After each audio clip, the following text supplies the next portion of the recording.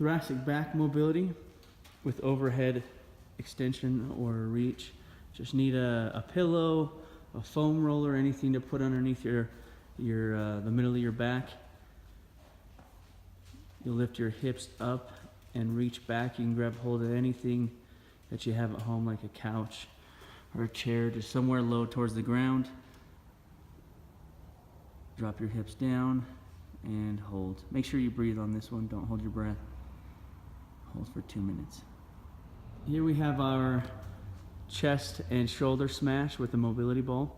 So what you're gonna do is you're gonna place the mobility ball or a tennis ball or a softball, whatever you have around the house, and you're gonna put it underneath the collarbone outside of the sternum. And then you're gonna lay down and put your weight on that ball. Then you'll just swing your arm up and down like a snow angel, moving it out towards the shoulder.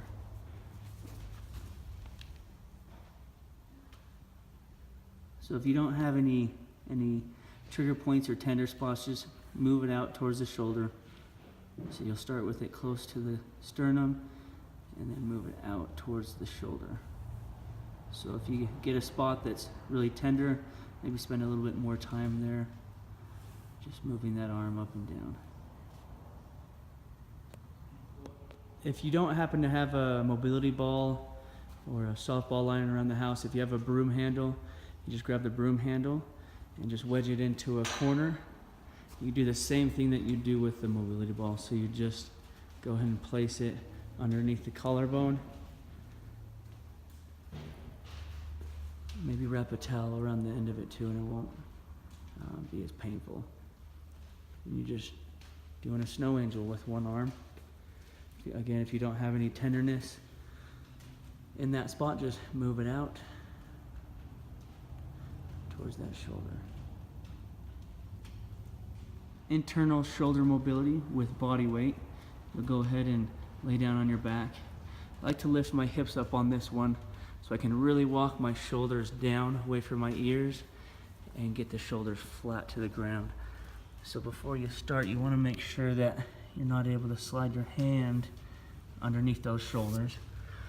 Once you're in that position, you'll go ahead and cross your hands and put them underneath the small of your back. Now, while lowering your hips, you'll keep your shoulder blades down tight to the ground. If you let the shoulders come up, you'll lose that stretch. So you'll just lift the hips, shoulders down tight against the ground, and lower those hips onto the hands.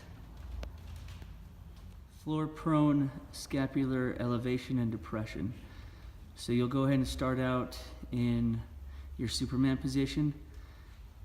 Arms extended overhead, thumbs up to the ceiling. You'll reach forward with your hands as far as you can above your head, and then pull your arms down, keeping them straight. So the only thing really moving here are the scapulas. So when I reach up towards the ceiling, that'll be a elevation, and then when I pull them down, that's your depression. So scapular elevation and depression. Standing windmill. Start with your feet shoulder width apart. If you raise your right hand to start, your toes will shift to the left. Then you'll take the left hand and use that as your guide hand as you slide it down and hinge.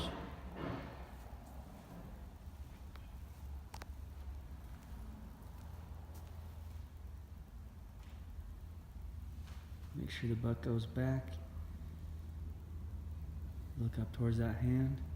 If you feel comfortable with those, you can go ahead and hold the weighted object in the up hand as well. So, slide that hand down. Should end up towards the middle of the foot with the bottom hand. Butt back, hinge forward. Bent over row with elastic resist. Go ahead and step on the band with both feet. Hinge at the hips. Back about 45-degree angle. Reach down low on the band. And pull.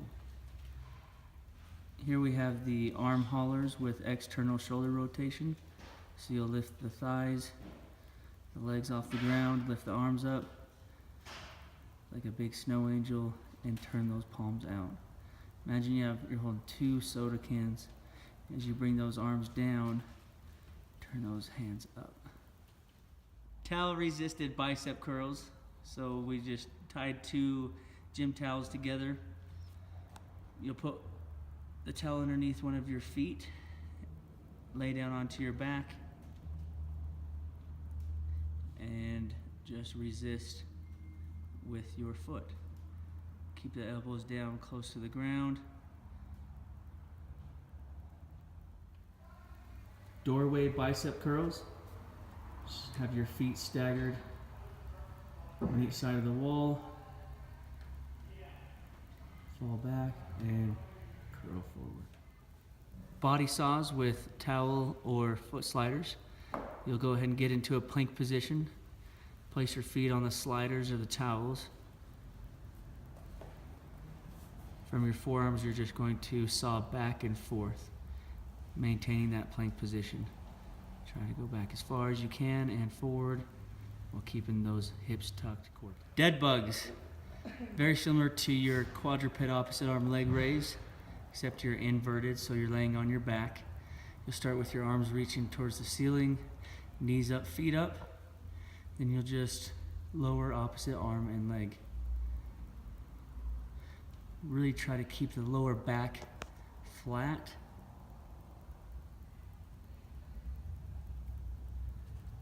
As you alternate arms and legs.